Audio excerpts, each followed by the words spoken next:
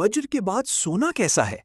نبی صلی اللہ علیہ وسلم کی احادیث کیا کہتی ہیں؟ جانیے عبد الحبیب اتاری کے اس بیان میں۔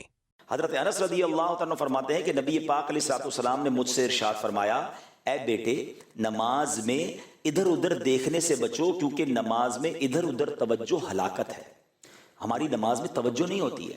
ایک اور جگہ نبی پاک علیہ الصلوۃ والسلام نے فرمایا کہ بی بی عائشہ کہتی میں نے نبی پاک سے سوال کیا کہ نماز میں جو ادھر ادھر توجہ کرتے ہیں تو اس کے بارے میں کچھ ارشاد فرمایا۔ آقا نے فرمایا یہ شیطانی لغزش ہے، اس کے ذریعے شیطان بندے کو نماز سے پھسلانا چاہتا ہے۔ شیطان آتا ہے کہ کسی طرح اس کا دماغ کہیں اور چلا جائے۔ وہ چٹکلا مشہور ہے نا کہ ایک صاحب جو ہیں وہ 5 وقت کے نمازی تھے اور با جماعت نمازی تھے، اپنی مارکیٹ میں بھی جماعت سے نماز پڑھنے جاتے۔ ایک دن عشاء کی نماز چلی گئی تو رونے لگے۔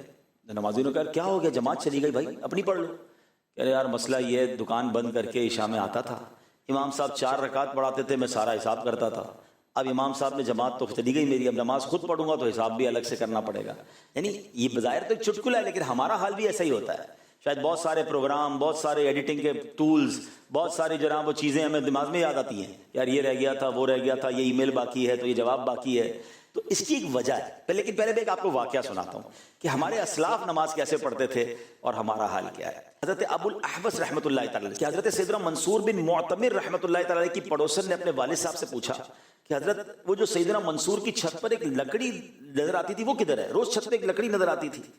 تو بتایا بیٹا وہ لکڑی نہیں تھی، حضرت منصور روزانہ رات کو کھڑے ہو کر قیام کرتے تھے، وہ اللہ کی بارگاہ میں نماز پڑھتے تھے۔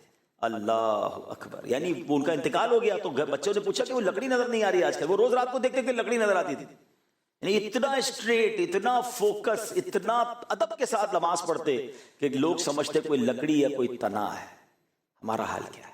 نماز پڑھنی ہے اور اس میں توجہ رکھنی ہے اور جو انعام ہے وہ حاصل کرنا ہے۔ اچھا اب آپ کہیں یار توجہ ہوتی نہیں، کوشش کرتے ہیں، اس کے کچھ طریقے ہیں۔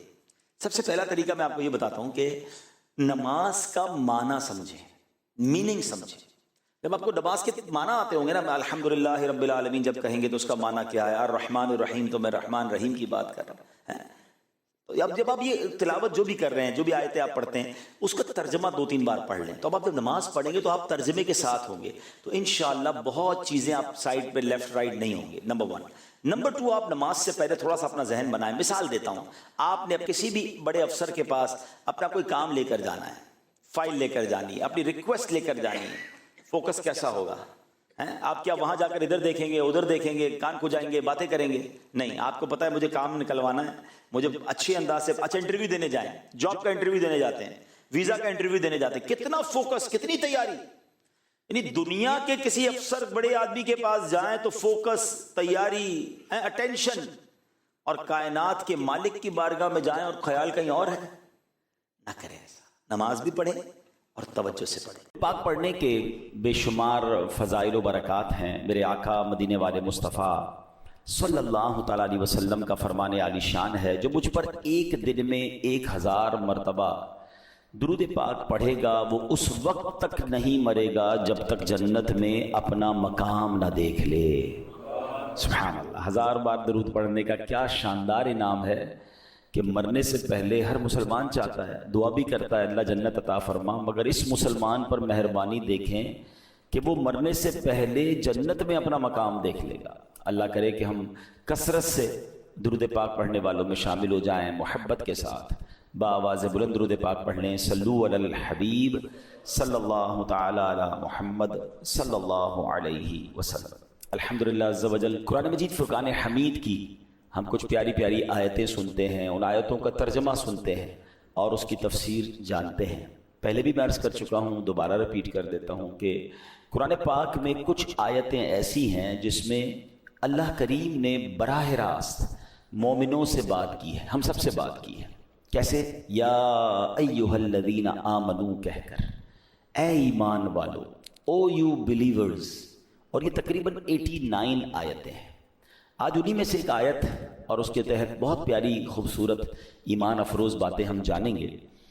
ترتیب کے لحاظ سے قرآن پاک کو اگر آپ شروع سے پڑھیں تو سب سے پہلی آیت اے ایمان والو والی یہ آتی ہے۔ یہ سورہ بقرہ ہے، آیت نمبر ہے 104، اور اللہ ارشاد فرماتا ہے بسم اللہ الرحمن الرحیم یا ایھا الذین آمنوا لا تقولوا راعنا وقولوا انظرنا واسمعوا وللکافرین عذاب علیم۔ آسان ترجمہ قرآن کنز العرفان، اے ایمان والو راعنا نہ کہو اور یوں عرض کرو کہ حضور ہم پر نظر رکھیں اور پہلے ہی بغور سنو، اور کافروں کے لیے دردناک عذاب ہے۔ اب ذرا غور کیجئے میرے پیارے اسلامی بھائیو، یہاں اللہ کریم نے اے ایمان والو کہہ کر کتنی پیاری بات ہمیں ارشاد فرمائی، یعنی اپنے محبوب کریم علیہ الصلوۃ والسلام کے دربار کے ذکر پاک کے ہمیں آداب بیان فرمایا۔ گویا قرآن کریم کا ہم ایمان والوں سے اگر ترتیب کے لحاظ سے دیکھیں تو پہلی بات ہم سے کی ہے نا، تو سب سے پہلی بات میں تقاضا کیا ہے، مطالبہ کیا ہے کہ میرے محبوب علیہ السلام کا ادب بجا لاؤ، با ادب بن جاؤ۔ ادب ہو گیا تو سب عبادتیں درست ہو جائیں گی، اور اگر اس ادب میں کمی رہ گئی تو چاہے کتنے ہی روزے، نمازیں، ختم قرآن، پھر کچھ اہمیت نہیں رہ جائے گی۔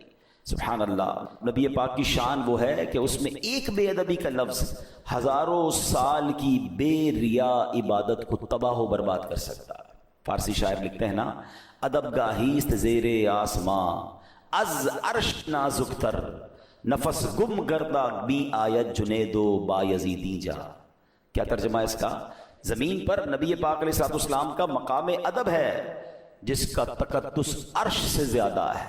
حضرت جنید و بایزید جیسے بڑے اولیاء بھی یہاں اونچی سانس نہیں لیتے، یعنی ادب کا مقام یہ ہے۔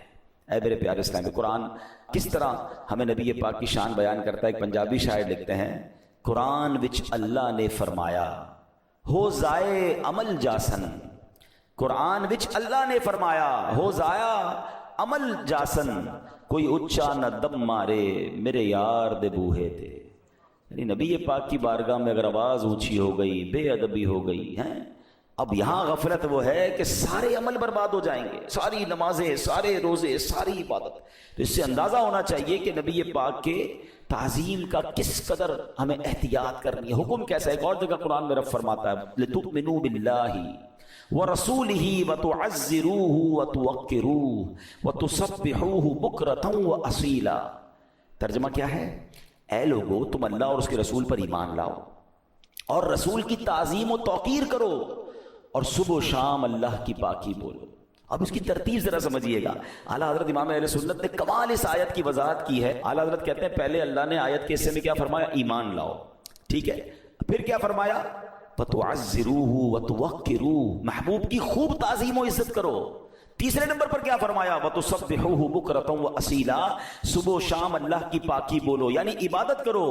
اعلیٰ حضرت کہتے ہیں ذرا ترتیب تو دیکھو نا، پہلے ایمان لانے کا کہا ہے، عبادت کا معاملہ تیسرے نمبر پر ہے، درمیان میں کیا فرمایا؟ میرے محبوب کی تعظیم کرنی ہے، توقیر کرنی ہے۔ تو پتہ چلا کہ نجات کا دار و مدار جو ہے وہ تعظیم رسول پر ہے، ایمان بھی ہے، عبادتیں بھی ہیں۔ اگر تعظیم رسول نہیں ہے تو عبادت بھی نہیں ہے، ایمان بھی نہیں ہے۔ یہ بات سمجھنی ہے، اللہ کی سرتاب قدم شان ہے یہ۔ انسان ہی انسان، وہ انسان ہے یہ۔ قرآن تو ایمان بتاتا ہے انہیں، اور ایمان یہ کہتا ہے میری جان ہے یہ۔ ثابت ہوا کہ جملہ فرائض فروع ہیں، اصل الاصول بندگی اس تاجور کی ہے۔ یہ بات سمجھنی ہے آج ہمیں بیان کے اندر۔ اچھا، اب یہاں پر اس آیت کا بیک گراؤنڈ کیا تھا کہ راعنا نہ کہو، انظر نہ کہو؟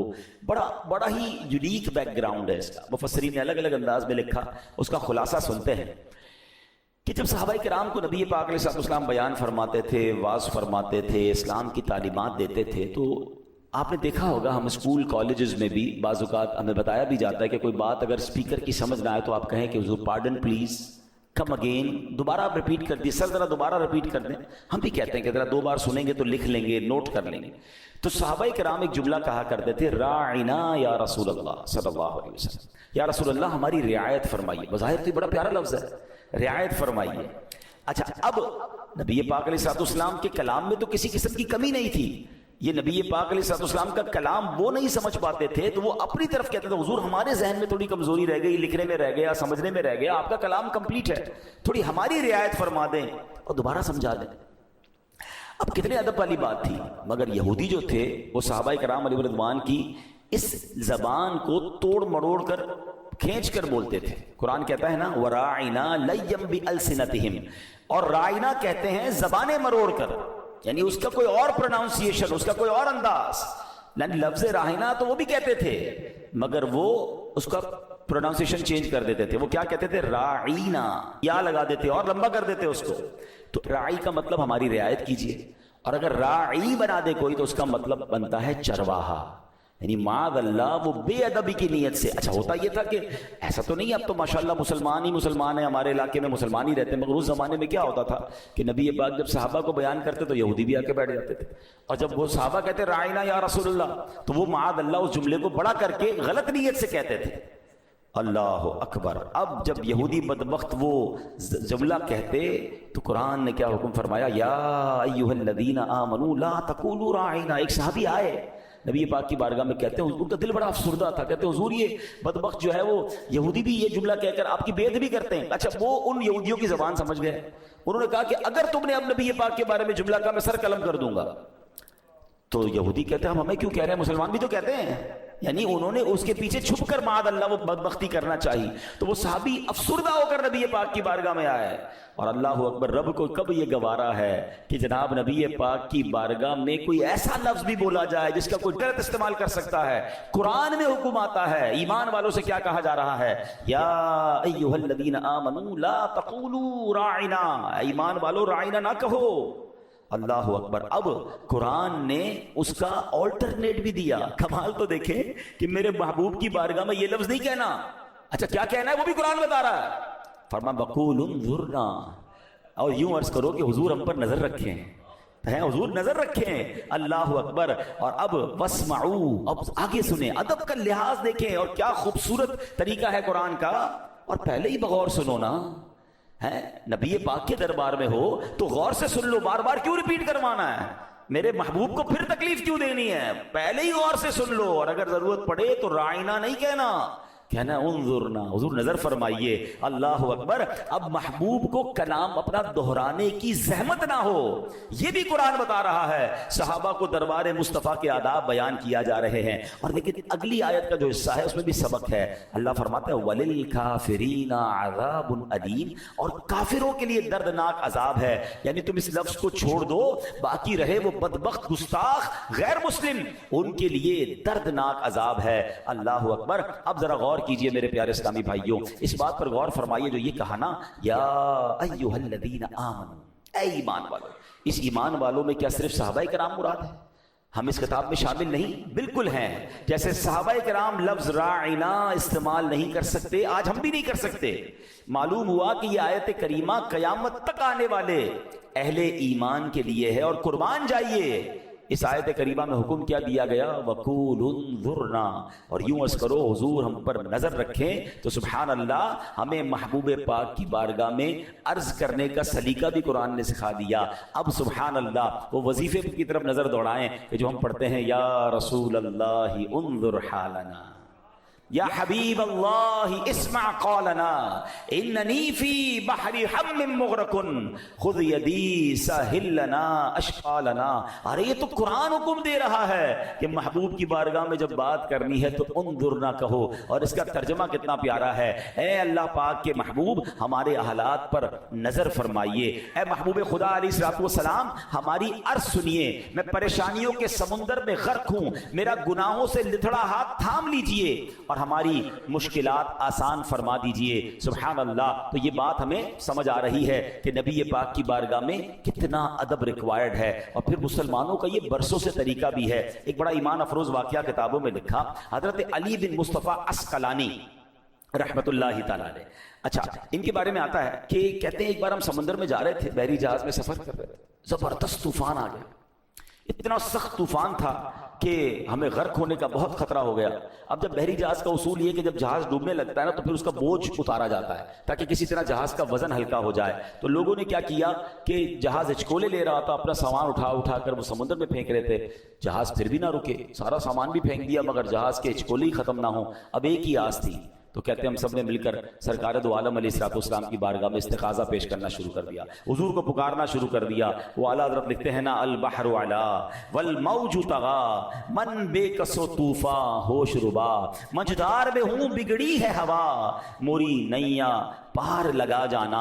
اللہ اکبر۔ اب فرماتے ایک شخص ہمارے ساتھ اس جہاز پہ تھا، مغرب کا رہنے والا تھا، بڑا نیک تھا۔ اس نے ہمارے استغاثوں کی جب آواز سنی تو لوگوں کو کہتا پرسکون رہو، میں نے خواب دیکھا ہے، نبی پاک علیہ الصلوۃ والسلام کی زیارت نصیب ہوئی ہے۔ میں نے عرض کی حضور آپ کے امتی پریشان ہیں، آپ کو پکار رہے ہیں، استغاثہ کر رہے ہیں۔ میری عرض سن کر نبی پاک علیہ الصلوۃ والسلام نے حضرت صدیق اکبر رضی اللہ تعالیٰ عنہ کی طرف نظر فرمائی اور انہیں جہاز والوں کی مدد کا حکم دیا۔ کہتے ہیں جب میں نے دیکھا کہ صدیق اکبر سمندر میں داخل ہوئے، جہاز کو پکڑا اور کھینچتے ہوئے خشکی تک لے گئے ہیں، یہ سب میں نے خواب میں دیکھا ہے۔ علی بن مصطفیٰ رحمۃ اللہ تعالی فرماتے ہیں انہوں نے اپنا خواب سنایا اور ادھر ہم نے دیکھا طوفان تھمنا شروع ہو گیا، طوفان ختم ہو گیا اور اس کے بعد پورے سفر تک ہمیں کوئی مشکل پیش نہیں آئی۔ تو یہ بات یقیناً ہے کہ جب نبی پاک کو پکارا جاتا ہے اللہ کی عطا سے، اللہ کے دیے سے، وہ آج بھی مدد فرماتے ہیں۔ تو الحمدللہ یہ لفظ ہمیں قرآن نے دیا ہے، انظرنا،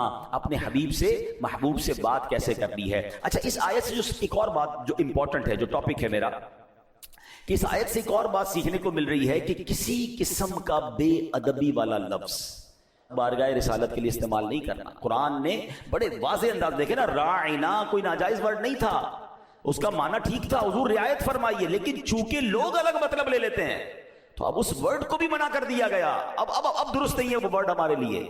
لیکن اس سے پتا چلا کہ کوئی بھی ایسا جملہ، کوئی بھی ایسا انداز، کوئی بھی ایسا طریقہ جس میں ذرہ برابر بھی بے ادبی ہو، ہمیں اس کے قریب بھی نہیں جانا۔ اور اس میں ایک اور چیز سمجھنی ہے، بے ادبوں کے قریب بھی نہیں جانا، بے ادبی کے قریب بھی نہیں جانا۔ کچھ لوگ بڑی بے باک گفتگو کرتے ہیں معاذ اللہ نبی پاک کے بارے میں، پیارے آقا کے تبرکات کے بارے میں، نبی پاک کی آل کے بارے میں، پیارے آقا کے صحابہ کے بارے میں، مدینہ منورہ کے بارے میں۔ نہیں، اگر ان کی زبان جارحانہ ہے، ان کا انداز برا ہے، وہ مخاطب صحیح نہیں کرتے ایسی مبارک چیزوں کو، ہمیں ان کے قریب نہیں بیٹھنا۔ ایک بات ہمیشہ یاد رکھیے گا، صحبت اثر لاتی ہے۔ جو بے ادبوں کے ساتھ بیٹھتا ہے اس کی زبان بھی بے ادب ہو جاتی ہے، جو با ادب کے ساتھ بیٹھتا ہے اس کی زبان بھی با ادب ہو جاتی ہے نا۔ عاشق رسول کے ساتھ بیٹھے تو عشق رسول بڑھنے لگتا ہے۔ تو یہ ہمیشہ یاد رکھیں کہ بے ادب دوست کیسے ہو سکتا ہے میرا، ہمیشہ یاد رکھیں با ادب با نصیب، بے ادب بے نصیب۔ ہمیں بے ادب نہ بننا ہے، نہ بے ادبوں کے قریب بیٹھے تو ایمان چلا جائے گا، قرآن کہہ رہا ہے۔ اب آگے آئیے، صحابہ کرام علیہ رضوان کی احتیاط کیا ہوتی تھی۔ حضرت عباس رضی اللہ عنہ، اب لفظوں کا چناؤ دیکھیں، یہ بھی سیکھنا ہے کہ ہم کس کے بارے میں بات کر رہے ہیں۔ ارے پہلے بولنے سے پہلے سوچے تو صحیح کہ آپ سرکار دو عالم علیہ الصلوۃ والسلام کی بات کر رہے ہیں، آپ ان کے صحابہ، ان کے اولیاء، ان کے جناب اہل بیت کی بات کر رہے ہیں، کتنا سوچ کر بولنا ہے۔ جو منہ میں آیا بول دیتے لوگ، سوچ دیکھیں۔ حضرت عباس رضی اللہ تعالیٰ نبی پاک کے چچا ہیں، ان سے سوال کیا حضور آپ بڑے ہیں یا نبی پاک علیہ السلام عمر میں بڑے ہیں؟ Very normal question. ہم سے کوئی بھی پوچھے کہ بھائی آپ بڑے ہیں یا فلاں بڑے، تو ہم کہیں میری عمر زیادہ ہے، میں بڑا ہوں، ٹھیک ہے نا۔ مگر حضرت عباس ایک تو ہے بھی چچا، ان کا مقام بھی ہے، مگر ادھر بات کیا ہو رہی ہے، رسول پاک علیہ السلام عمر میں بڑے ہیں یا آپ بڑے ہیں؟ اب لک ایٹ دا آنسر۔ حضرت عباس کہتے ہیں ہوا اکبر منی وانا ولدت قبلہ، بڑے تو وہی مجھ سے ہیں، پیدا میں پہلے ہو گیا ہوں۔ مجھے بتائیں نا یہ کون سی کتاب میں لکھا ہے، یہ کون سی ڈکشنری ہے؟ لوگ کہتے ہیں کبھی کوئی عشق کی بات کرے نا کہ یار آپ مدینے کے لیے ایسا لفظ استعمال کیسے کر رہے ہیں، یہ تو صحابہ نے نہیں کیا۔ مجھے بتائیں یہ کیسا جواب ہے؟ یہ عشق والا جواب ہے نا کہ بڑے وہی ہیں، پیدا میں پہلے ہو گیا ہوں۔ آئے ہائے کیا مزے کو مزہ آ گیا نا جملہ سن کر۔ وہ کہہ دیتے کہ میری عمر زیادہ تو ناجائز نہ ہوتا، کوئی حرام نہیں تھا۔ کچھ لوگ یہ آتے ہیں لے کر نا کہ یار یہ کون سی مدینے کے ساتھ آپ کا یہ انداز، تو نبی پاک کے بارے میں یہ انداز، یہ تو کہیں نہیں لکھا۔ لکھا ہے وہ عشق کی کتابوں میں لکھا ہے، وہ عاشقوں کے نصیب میں لکھا ہے، جو تمہارے نصیب میں نہیں لکھا تمہیں پرابلم ہے۔ دیکھیں ہمیشہ یاد رکھیں، عشق میں، محبت میں، ادب میں آپ ہر چیز کو بک کے حساب سے فالو نہیں کرتے، جس کو جیسا عادت ہے۔ کوئی مدینے میں چپل نہیں پہنتا، وہ اس کا عشق ہے، آپ کیسے کہہ سکتے ہیں کہ تم غلط کر رہے ہو؟ امام مالک ساری زندگی مدینے میں رہے، امام مالک کروڑوں مالکیوں کے پیشوا، پوری زندگی مدینے میں چپل نہیں پہنے، تو آپ کہیں گے صحابہ نے پہنا، امام مالک نے کیوں نہیں پہنا؟ وہ ان کا عشق ہے، وہ ان کا انداز ہے۔ ہم اس کے لیے کسی کو، ہاں جو یہ کہتا ہے کہ مدینے میں چپل پہننے والا بے ادب ہے، یہ بھی غلط ہے۔ نہیں، ہر کسی کا الگ ذوق ہے، ہر کسی کا الگ انداز ہے۔ وہ شاعر کہتا ہے نہ کسی کے رقص پہ طنز کر، نہ کسی کے غم کا مذاق اڑا، جسے چاہے جیسے نواز دیں، یہ مزاج عشق رسول ہے۔ ایک شخص تھا بہت بڑی، دیکھیں یہ انداز ہوتے ہیں، آپ کو مکے مدینے آپ جاؤ گے نا، اچھا یہاں بھی ملتے ہیں، کوئی نبی پاک کا نام لے رونے لگ جائے گا، کوئی نعت شریف میں رونے لگ جائے گا، کوئی سرکار علیہ السلام کا ذکر کرے گا تو تڑپنے لگ جائے گا، کوئی کسی انداز سے، کوئی کسی انداز سے، سب کے انداز الگ ہوتے ہیں، اس کو انجوائے کیا کریں، ٹونٹ نہ کیا کریں، طنز نہ کیا کریں، عشق والوں کو تکلیف نہ دیا کرو۔ ایک بادشاہ تھا اور بہت امیر تھا، ظاہر بادشاہ تو بڑا ہی ہوتا ہے، وہ ایک بار نبی پاک کی بارگاہ میں گیا تو پھٹے پرانے اور پیوند لگے کپڑے پہن کر، کسی نے کہا تم مدینے آئے ہو، یہ کیسے لباس پہنا ہے؟ کہتا ہے حضور کو دکھانے آیا ہوں، حضور میں کیسا تھا اور آپ نے مجھے بادشاہ بنا دیا۔ میں اپنی اوقات یاد رکھ کر نبی پاک کی بارگاہ میں، تھوڑے دنوں بعد ایک بادشاہ آیا، اس نے او کرو فر والا جاہو جلال والا لباس، وی آئی پی جو سٹائل ہوتا ہے بادشاہوں کا۔ اب ہم جیسا کوئی آدمی ہو گیا، یار تمہیں تو بادشاہ والا لباس پہن کے آنا ہی نہیں چاہیے تھا، تمہیں پتہ نہیں ادب کیا ہے؟ پوچھو کیوں آئے ہو؟ کہتا حضور کو دکھانے آیا ہوں کیا کیا عطا فرما دیا ہے۔ دونوں ٹھیک ہے نا؟ بات آ رہی ہے سمجھ؟ انما الاعمال بالنیات، کوئی رو رہا ہے وہ ٹھیک کر رہا ہے، کوئی مسکرا رہا ہے مدینے جاتے وہ بھی ٹھیک ہے، اس کو خوشی ہو رہی ہے۔ ہم کون ہوتے ہیں کسی کے دل کو جج کرنے والے؟ ادب کرنا بے ادبی کا جسٹیفیکیشن نہیں ہے، ہاں ادب والوں کو ان کا اپنا اپنا انداز ہے۔ تو حضرت عباس کا ایک جملہ جو ہے نا، یہ رہتی دنیا کے لیے لرننگ ہے، بڑے تو میرے آقا ہی ہیں، پیدا میں پہلے ہو گیا ہوں۔ یہ جملہ سکھا رہا ہے کہ سرکار دو عالم علیہ الصلوۃ والسلام کی بارگاہ میں، مکہ مدینے کے بارے میں، ان کی آل کے، ان سے نسبت رکھنے والی ہر چیز کے بارے میں جب بھی کلام کرنا ہوگا تو 100 بار سوچ کر کے کہاں بات، کیونکہ یہ وہ جگہ ہے جہاں ذرا سی بے ادبی اعمال برباد کر دے گی۔ اللہ اکبر۔ اسی طرح میرے پیارے اسلامی بھائیوں، اب نبی پاک علیہ السلام سے صحابہ پتہ ہے کیسے بات سٹارٹ کرتے تھے؟ What is the way to start talking? Start کیسے ہوتی تھی پتہ ہے؟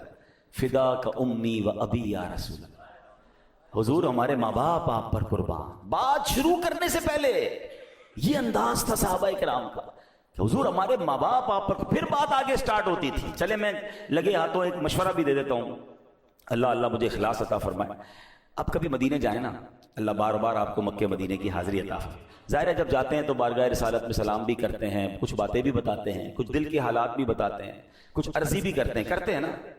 مدینے جائیں تو نبی پاک سے عرض کرنے سے پہلے نا، پہلے یہ کہا کریں فدا کا امی و ابی یا رسول اللہ، حضور میرے ماں باپ آپ پر قربان۔ پھر بات شروع کیا کریں، آئے اور حضور سے یہ کہا کریں حضور میں تو نکما ہوں، آپ کے صحابہ کا انداز اپنا رہا ہوں، یہی مدینہ تھا، یہی صحابہ تھے، آپ سے بات شروع کرنے سے پہلے ایسے ہی کہا کرتے تھے، میں نکما آیا تو بڑے دور سے ہوں، دنیا میں بھی 1400 سال بعد آیا ہوں، آپ کا زمانہ نہیں دیکھا حضور، مگر آپ کے پیاروں کا انداز اختیار کر کے آپ سے عرض کر رہا ہوں فدا کا امی و ابی یا رسول اللہ۔ کیا معلوم ہماری طرف توجہ اٹھ جائے، ہمارا بیڑا پار ہو جائے۔ تو یہ بڑے کرم کے ہیں فیصلے، یہ بڑے نصیب کی بات ہے۔ ابھی بھی ہو سکتا ہے کچھ لوگوں کو یہ باتیں نہ سمجھ آ رہی ہوں کہ پتہ نہیں یہ کیا جناب دین کو مشکل بنا دیا ہے۔ ارے مجھے بتاؤ صحابہ کی بات مانوں یا تمہاری بات مانوں؟ جن صحابہ نے میرے آقا کے ساتھ وقت گزارا ہے، میں ان کا انداز دیکھوں یا میں آپ لوگوں کی باتیں سنوں؟ آپ کو اچھا نہیں لگتا، یہ آپ کا پرابلم ہے، ہم عشق کے بندے ہیں، کیوں بات بڑھائی ہے؟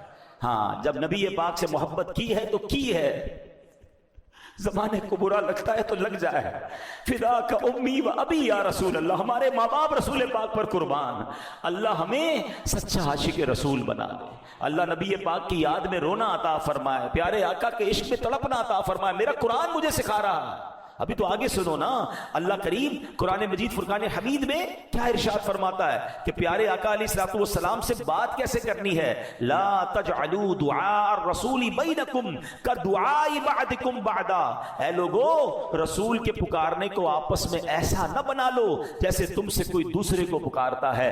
آج جس طرح ہم آپس میں بات کرتے ہیں ایسے رسول پاک سے بات نہیں کر سکتے۔ سبحان اللہ۔ اب یہاں ایک اور شرعی مسئلہ بھی سن لیں، نبی پاک علیہ السلام کا نام محمد صلی اللہ علیہ وسلم بار بار لیجئے، دل میں سکون اور قرار پیدا ہوتا ہے، اس میں کوئی حرج نہیں، مگر یا محمد کہنا علماء کہتے ہیں یہ ناجائز ہے، کیونکہ یہاں ندا ہے، اللہ کے حبیب کو آپ ڈائریکٹ نام لے کے کیسے پکار سکتے ہیں؟ ارے میری آپ کی کیا اوقات ہے؟ اللہ نے قرآن میں کئی جگہوں پر نبیوں کے نام لیے، کہیں اللہ کریم نے یا آدم یا نوح یا ابراہیم یا موسیٰ یا عیسیٰ کہہ کر بات کی ہے، مگر قرآن شروع کیجئے الحمد شریف سے لے کر والناس تک ایک جگہ بھی آپ یا محمد نہیں دیکھیں گے۔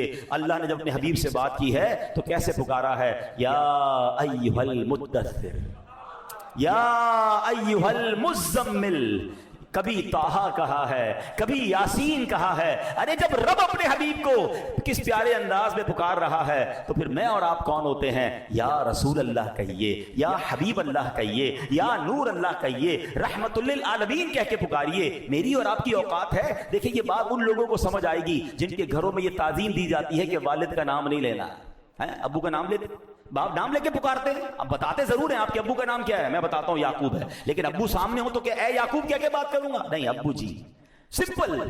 جب اپنے والد جو باادب خاندان ہے, اب تو معاذ اللہ چل پڑا, لیکن جو آج بھی خاندانی لوگ ہیں, نہ بیوی اپنے شوہر کو نام لے کے پکارتی ہے, نہ بیٹا بچے اپنے باپ کا نام لے کر پکارتے ہیں. یہی ادب سکھایا گیا. تو جس پر ماں باپ قربان ہیں, جس پر میرا سب کچھ قربان ہے, میں ان کو نام لے کر کیسے پکار سکتا ہوں؟ قرآن کی تعلیم یہ ہے. اب دیکھیں ادب کا مقام کیا ہے. قرآن کہتا ہے ایسے مت پکارو جیسے تم آپس میں ایک دوسرے کو پکارتے ہو. اچھا یہاں ایک اور بات سمجھنے والی ہے. آداب کس کے بیان ہو رہے ہیں؟ نبی پاک علیہ السلام کے. اور بیان کون کر رہا ہے؟ رب فرما رہا ہے. اب مقام دیکھیں, مجھ سے بات کیسے کرنی ہے, مجھ سے ملنا کیسے ہے, منسٹر سے کیسے ملنا ہے, صدر سے کیسے ملنا ہے, وہ یا اس کے سیکرٹری بیان کرتے ہیں کہ جناب ہمارے دفتر کا ڈریس کوڈ یہ ہے, ہمارے دفتر کا انداز یہ ہے, آپ کو آنے جانے کے لیے یہ ٹائم ٹیبل ملے گا, آپ نے اتنی دیر کی میٹنگ کرنی ہے. کون بیان کرتا ہے؟ یا وہ صدر بیان کرے گا یا اس کے ماتحت بیان کریں گے. میرے آقا کی شان دیکھو کہ دربار رسالت کے آداب قرآن میں رب بیان فرما رہا ہے. میرے محبوب سے بات کیسے کرنی ہے, میرے محبوب کو پکارنا کیسے ہے. اللہ اکبر. بلکہ ایک اور جگہ فرمایا بات کرتے وقت آواز بھی اونچی نہیں کرنی ہے. کتنے آداب. اللہ کہتا ہے ایمان والو اپنی آوازیں نبی کی آواز پر اونچی نہ کرو اور ان کے حضور زیادہ بلند آواز سے کوئی بات نہ کرو. آگے کیا فرمایا؟ تمہارے اعمال اکارت ہو جائیں گے, تمہیں پتہ بھی نہیں چلے گا. قرآن پاک کی اگلے آیت کے حصے کا جو مفہوم ہے, اس سے پتہ کیا چل رہا ہے؟ اب نبی پاک کے زمانے میں بھی, اور علماء کہتے ہیں یہ آج کے لیے بھی درس ہے. اور صحابہ کرام نے بھی آیت سنی نا تو حضرت ابوبکر صدیق عرض کرتے ہیں یا رسول اللہ, اللہ کی قسم آئندہ میں آپ سے سرگوشی کی زبان میں بات کیا کروں گا. حضرت عمر تو اتنا آہستہ بولتے تھے کہ بار بار نبی پاک کو بعض اوقات کہنا پڑتا ہے عمر دوبارہ بولو. ڈر لگ گیا صحابہ کو ہمارے اعمال ہی برباد نہ ہو جائیں. دربار رسالت میں اپنی آوازوں کو اونچا نہیں کرنا. مشہور مفسر قرآن مفتی احمد یار خان نعیمی رحمت اللہ تعالی فرماتے ہیں کہ اب بھی حاجیوں کو حکم ہے کہ جب روضہ رسول پر حاضری نصیب ہو تو سلام بہت آہستہ کریں, کچھ دور کھڑے ہوں. بلکہ بعض علماء کرام نے تو حکم دیا ہے کہ جب حدیث کا درس ہو رہا ہو تو وہاں دوسرے لوگ بلند آواز سے نہ بولیں, اگرچہ بولنے والا کوئی اور ہے, کلام تو نبی پاک کا ہو رہا ہے. یعنی حضور کا کلام, حدیث بیان ہو رہی ہے, تب بھی آوازیں پست کر دیں. آپ جو روضہ رسول پہ جا کے شور مچاتے ہیں, پلیز بڑے ادب کا مقام ہے. دربار رسالت میں جائیں, دور کھڑے رہیں, چپکنے کی کوشش نہ کریں جالیوں سے, اور بادب سر جھکا کر ہے جو ایک ادب والا خاشعانہ انداز ہے, وہ انداز ہونا چاہیے. وہ مقام ہے جہاں آواز بلند کرنے کا منع فرمایا, اور فرمایا کہیں تمہارے اعمال ہی برباد نہ ہو جائے.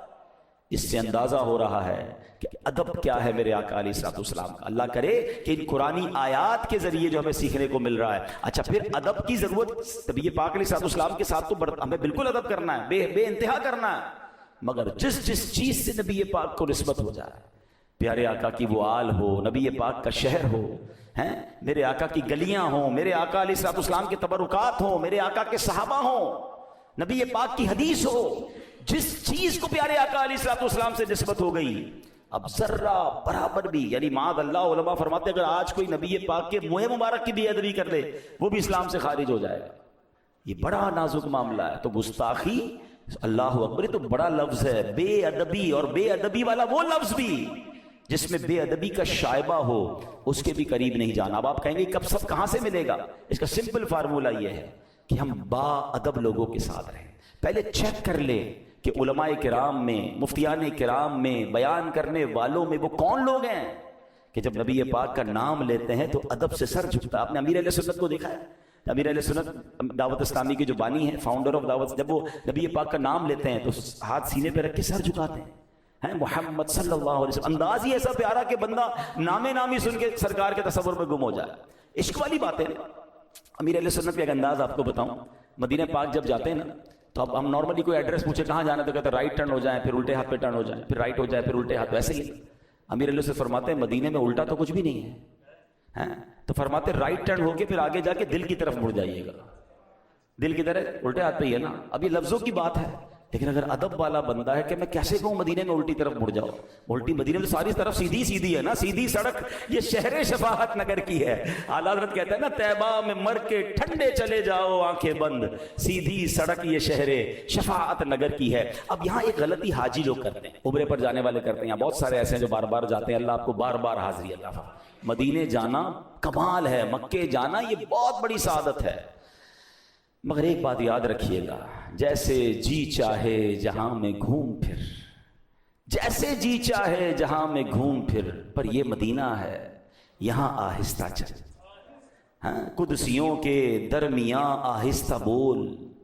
فرشتے ہیں نا 70,000 فرشتے, آپ ہر وقت فرشتوں کے درمیان ہوتے ہیں. جب آپ مکے میں ہوتے ہیں کعبے کے سامنے مستجاب دیوار وہ ہے جہاں 70,000 فرشتے دعا کی آمین کے لیے موجود ہیں. نبی پاک کا روضہ وہ ہے جہاں صبح 70,000 شام 70,000 فرشتے حاضری دے رہے ہیں سلام کے لیے. It means whenever you are in Mecca and Medina, آپ فرشتوں کے درمیان چل رہے ہوتے ہیں, آپ فرشتوں کے ساتھ ہیں. تو وہاں کیا انداز ہونا چاہیے, شاپنگ کب کرنا ہے, کون سے ہوٹل میں کھانا کھانا ہے, او بھائی آج کدھر جا رہے ہو, فلائٹ کب کی ہے. ہم نے حرم میں دیکھا کہ لوگ کعبے کے سامنے بیٹھ کر دنیاوی باتیں, فون پہ بزنس کی باتیں کہہ لگا رہے ہیں. ارے یار اس جگہ آئے ہو جہاں آنے کو لوگ رو رہے ہیں, تڑپ رہے ہیں, اس کے دیدار کو تڑس رہے ہیں, اور آج آپ کے سامنے کعبہ ہے اور آپ دنیاوی باتوں میں لگے ہوئے کھیل رہے ہوتے ہیں بچے. مدینہ شریف میں بھی یہ منظر دیکھے نہ کریں. اگر ادب نہیں کر سکتے تو تھوڑے دنوں کے لیے جائیں, کہیں ایسا نہ ہو سارا سفر بیکار ہو جائے.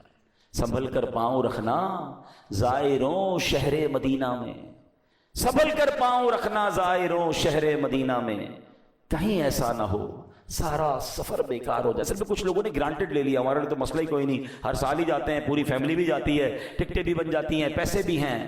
ہاں ایسا نہ ہو کہ جا تو رہے ہو مگر اگر وہاں کی قدر نہ کی. یاد رکھیں جس نعمت کی قدر نہیں کی جاتی نا وہ نعمت چھین لی جاتی ہے. ہاں اور اگر آپ مکے مدینے چاہ رہے ہیں تو خدا کے واسطے ادب کریں, احتیاط کریں, عبادت کریں, ایک ایک لمحے کو کیش کریں. ہمیں نہیں پتا اگلی بار جا سکیں گے کہ نہیں جا سکیں گے. اپنے ہر حاضری کو زندگی کی آخری حاضری سمجھیں اور وہاں جا کر سبحان اللہ وہ دور یاد کریں جب صحابہ سرگوشیوں والے انداز میں بات کر رہے ہیں, جب صحابہ کرام نبی پاک کا ایسا ادب کر رہے ہیں کہ سر جھکا کر پیارے آقا کے فرامین سن رہے ہیں. مدینہ تو وہی ہے نا. بہت پہلے ایک بزرگ نے ایک بات کہی تھی جو ادھر جا کے لگ گئی. وہ کہتے ہیں کہ تمہیں پتہ ہے کہاں آئے ہو, 1450 سال پہلے آ جاتے تو صحابی بن جاتے. یہ ایسا جملہ میں نے سنا کہ جس کو کہتے ہیں نا رونگٹے کھڑے ہو جاتے ہیں. یہی تو ہوتا تھا. 1450 سال پہلے لوگ آتے تھے, ایمان قبول کر لیتے تھے, یا ایمان والے ہی ہوتے تھے, اور نبی پاک کا دیدار کرتے تھے, صحبت اٹھاتے تھے, ایمان پر خاتمہ ہوتا. صحابی کا مرتبہ, صحابی کا مرتبہ کیا ہے؟ دنیا کا کوئی ولی, کوئی کتب, کوئی ابدال کسی صحابی کے مرتبے کو نہیں پہنچ سکتا. اور صحابہ کو یہ شرف کیوں ملا؟ عبادت سے نہیں. ہاں یاد رکھیے گا ایک ہی وجہ ہے کہ دیدار مصطفیٰ کیا تھا, یا جلوہ مصطفیٰ یا نبی پاک کی صحبت اٹھائی. تو مدینے جا رہے ہو نا, یہ وہی مدینہ ہے جہاں 1450 سال پہلے کوئی آتا تھا تو صحابی بن جاتا تھا. مدینہ تو وہی ہے نا, آقا تو موجود ہیں, ٹھیک ہے ہم صحابی نہیں ہیں, بن بھی نہیں سکتے, مگر ان کی نگاہ عنایت تو لے سکتے ہیں. کس قدر مقدس جگہ ہے. تو جو حاجی اور عمرے پہ جانے والے غلطی کرتے ہیں بالخصوص وہ میں بیان کر دوں کہ اب جب وہاں جاتے ہیں نا, کیونکہ نارملی سفر ہوتا ہے, ایک بات یاد رکھیں, سفر کو عذاب کا ٹکڑا کہا گیا. سفر میں آپ 5 اسٹار 7 اسٹار ہوٹل بھی لے لیں تو نہ گھر جیسا کھانا ملے گا, نہ گھر جیسا آرام ملے گا, نہ گھر جیسی نیند ملے گی. اچھا رش بھی ہوتا ہے, گرمی بھی بعض اوقات ہوتی ہے, تھک بھی جاتے ہیں آپ, چڑچڑے بھی ہو جاتے ہیں, مگر وہاں کیا کہتے ہیں یار مزہ نہیں آ رہا, کھانا اچھا نہیں ہے, یار رش بہت ہے, دل نہیں لگ رہا, یار یہاں کا نظام ٹھیک نہیں ہے. ایک بات بتاؤ, آپ کے گھر میں کوئی آئے اور آپ کی دعوت میں آ کر کہے یار کھانا اچھا نہیں ہے, آپ کے گھر میں مزہ نہیں آیا, آپ کے گھر میں ریسٹ میرا نہیں ہوا, بیڈ تو بڑا اچھا تھا مگر مجھے میرے گھر جیسی نیند نہیں آئی, سچ بتاؤ وہ مہمان آپ کو اچھا لگے گا؟ بتاؤ نا. اب مدینے جا کر ایسے کہو گے, مکے جا کر ایسے کہو گے, یہ کبھی مت کرنا, اس کی سزا ملتی ہے. ہاں اللہ اور اس کے رسول ناراض ہو گئے نا, ہم مارے جائیں گے. میں آپ کو صحیح بتا رہا ہوں, ہماری اوقات ہے کہ مکے مدینے جائیں. میں تو اپنی ایک امیجنیشن بتاتا ہوں, اللہ کرے آپ کو سمجھ آ جائے کہ بندہ اس تصور سے جائے کہ مجرم گیا ہے, معافی مانگنے گیا ہے، بخشوانے گیا ہے، ہاتھوں میں بیڑیاں ہیں اور کعبے کے سامنے کھڑا ہے کہ اللہ گناہ معاف کر دے۔ سرکار کی بارگاہ میں اس لیے گیا ہوں کہ حضور شفاعت کیجئے گا۔ آپ نے فرمایا جس نے میرے روضے کی زیارت کی اس پر میری شفاعت واجب ہو گئی۔ حضور بھکاری آیا ہے۔ اب مجھے ایک بات کا جواب دیجئے، کیا قیدی کے نخرے ہوتے ہیں؟ مجرم کے نخرے ہوتے ہیں؟ کبھی جیل میں جا کر وہ کہتا ہے جج صاحب جیل کا کھانا اچھا نہیں اور جناب مجھے سہولتیں نہیں مل رہی؟ وہ تو ایک ہی تمنا ہوتی ہے اس کی جج معاف کر دے، رہائی مل جائے۔ مکے مدینے جا کر شکوے کریں گے، مکے مدینے جا کر کیا معلوم یہ بے ادبی ہمیں مروا دے۔ راستے رک جاتے ہیں لوگوں کے مکے مدینے جانے کے۔ اے میرے پیارے اسلامی بھائی، پلیز آج کے بیان میں ایک بات یاد کر لیں، چاہے وہ شہر مصطفیٰ ہو، چاہے وہ شہر ولادت مصطفیٰ مکہ ہو، چاہے وہ نبی پاک کے تبرکات ہوں، چاہے وہ نبی پاک کی آل ہو، چاہے وہ میرے آقا کی حدیثیں ہوں، چاہے وہ نبی پاک علیہ الصلوۃ والسلام کی حیات طیبہ ہو، کسی معاملے میں بات کرنی ہے اول تو بات ہی نہ کرو اگر بولنا نہیں آتا۔ کچھ لوگ کہتے ہیں مجھے بولنا نہیں آتا، تو نہ کرو نا بات، اور اگر بولنا ہے تو 100 بار سوچ کر بولنا ہے، با ادب بولنا ہے۔ اللہ پاک مجھے اور آپ کو با ادب بنا دے، سچا عاشق رسول بنا دے۔ اور یہ ادب کہاں سے ملے گا؟ یہ ادب والوں کی صحبت میں ملے گا۔ تو عاشقان رسول علماء کو سنیں، عاشقان رسول علماء کی صحبت میں بیٹھیں، ان کے بیانات سنیں، ان کی باتیں سنیں گے تو انشاءاللہ آپ کی زبان پر بھی ادب والے، پیار والے، محبت والے، عشق والے جملے آ جائیں گے۔ اللہ کریم ہمیں سرکار علیہ الصلوۃ والسلام سے والہانہ اور سچی محبت عطا فرمائے۔ اعلیٰ حضرت امام اہل سنت کے شعر پر اپنے بیان کو ختم کرتا ہوں کہ جان ہے عشق مصطفیٰ روز فزوں کرے خدا، جان ہے عشق مصطفیٰ روز فزوں کرے خدا، جس کو ہو درد کا مزہ ناز دوا اٹھائے کیوں۔ اب یہ بات بڑی گہری ہے، ٹائم نہیں ہے، چلے ایک جملے میں اشارہ دے دیتا ہوں، عقل مند اس شعر کی خوبصورتی پکڑ لیں گے کہ درد میں مزہ نہیں ہوتا۔ ہاں جب مزہ ہو تو درد نہیں ہوتا، درد ہو تو مزہ نہیں ہوتا، ایسا ہی ہے نا۔ مگر اعلیٰ حضرت کہتے ہیں جس کو ہو درد کا مزہ، کیونکہ عشق رسول جب جس کو ہوتا ہے نا درد اس کو بھی ہوتا ہے۔ ہاں پیارے آقا کی یاد تڑپاتی ہے، مدینے کی یاد رلاتی ہے، درد ہے، مگر اللہ کی قسم اس درد میں مزہ بڑا ہے۔ یہ ایسا درد ہے کہ جس کی دوا نہیں چاہیے۔ درد ہو تو دوا لیتا ہے نا بندہ، دعا کرو یار یہ درد ختم ہو جائے، دوائی دے دو ڈاکٹر صاحب درد ختم کرو، نہیں، یہ درد بڑھنا چاہیے۔ جس کو ہو درد کا مزہ ناز دوا اٹھائے کیوں۔ اللہ کریم عمل کی توفیق عطا فرمائے، آمین بجاہ النبی الامین صلی اللہ علیہ وسلم۔